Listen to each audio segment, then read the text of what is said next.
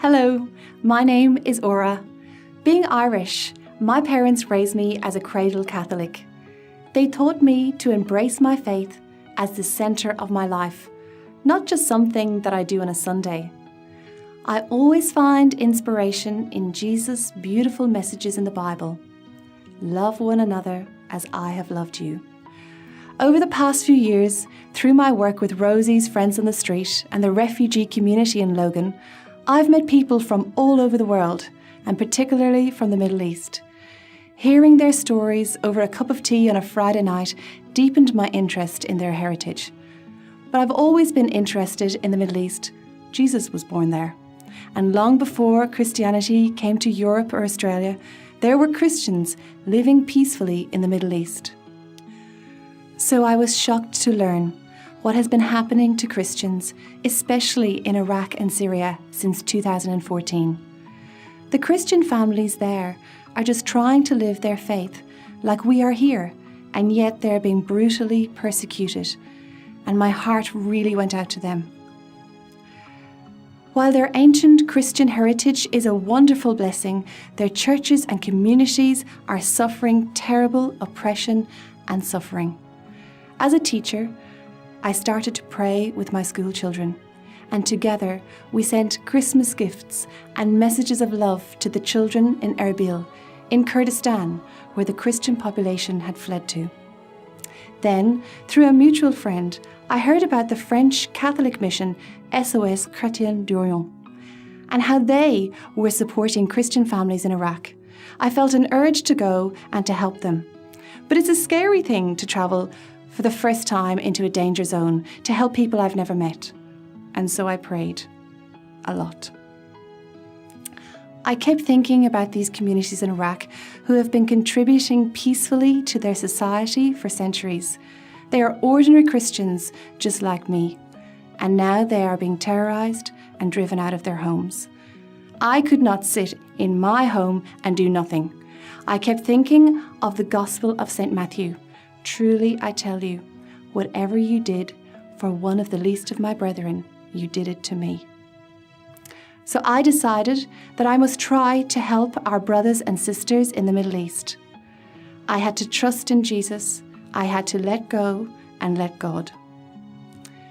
Arriving in Iraq, the first thing that struck me was the destruction.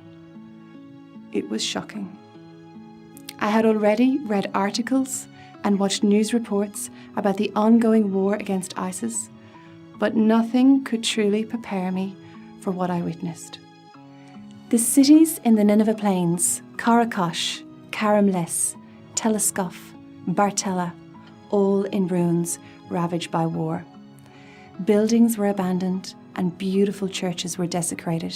Even statues had been beheaded. It was absolutely horrific. Families had been forced from their homes, living in makeshift tents, too hot in summer, too cold in winter. I witnessed children too sick to move, whose families had lost everything and now sleep together on the floor. But in these dismal living conditions, I saw the true goodness of our church. Families were surviving through the charity of the church. SOS works hand in hand with local people on the ground, combining prayer with hands-on support.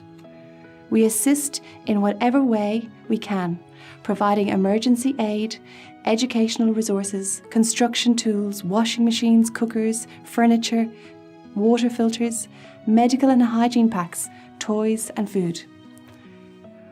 For one of our projects, we were able to provide clean, safe water. Up until that point, there had not been any in the village of Teleskov. It was another step forward, another sign of hope that life can get back to normal. Above all, I was amazed by the warmth, resourcefulness and resilience of the Iraqi people.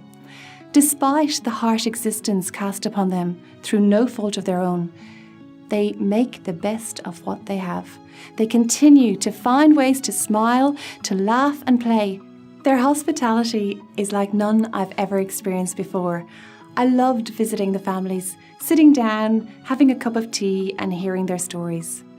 Their situation is traumatizing, but their faith is so strong. It touched my heart praying with them. I was also moved by how much my companionship meant to them. They couldn't believe that I had come all the way from Australia to be with them. I loved playing with the children. We worked in many camps where the children didn't have many toys. In the volunteer house, we had to come up with lots of ideas of what we would like to do that day, like face painting, hopscotch on the ground.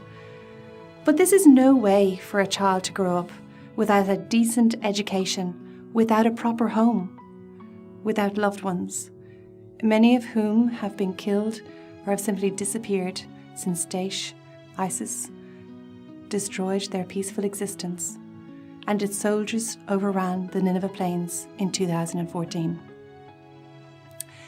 Again and again, I listened through tears as old women relived the horror of living with ISIS who took their village. I met a priest near Mosul who is trying to encourage his parishioners to return home to their village. I joined a team of volunteers and we travelled to the once thriving Christian town of Karakosh. Their church had once been the pride of their town, the heart of the parish where people had gone to worship, a place they loved. When we arrived, we discovered that that church had been bombed and burnt out. And I will never forget standing there on the ground, tears flowing from my eyes, overwhelmed by the hateful destruction. On Palm Sunday, I attended the first Mass held in the church's ruins since Karakosh was abandoned in 2014. Returning families filled the church, including women dressed in colourful traditional clothing, flanked by a special unit of Christian soldiers. I offered a prayer that one day this city, its people, and its churches will once again flourish. SOS Chrétien d'Orient volunteers continue helping the Iraqi communities to rebuild their parishes, step by step, repainting the churches, cleaning them out, rebuilding, and getting rid of all the graffiti by ISIS. I plan to return to northern Iraq to continue volunteering with SOS Chrétien d'Orient. But more volunteers are needed, especially carpenters, plumbers, electricians, and other skilled tradespeople who can assist the massive rebuilding underway and train young Iraqis to rebuild their villages. Recently, in the town of Karakosh, the local bishop and priests, in conjunction with SOS, laid the foundation stone for the rebuilding of the first 50 houses in the town. Thank you for listening to my story about my new Christian friends in Iraq, and please join me in praying for our brothers and sisters in the Middle East. And please consider how you might give your assistance to them in these most difficult days. Light can always prevail over darkness through our Lord Jesus Christ.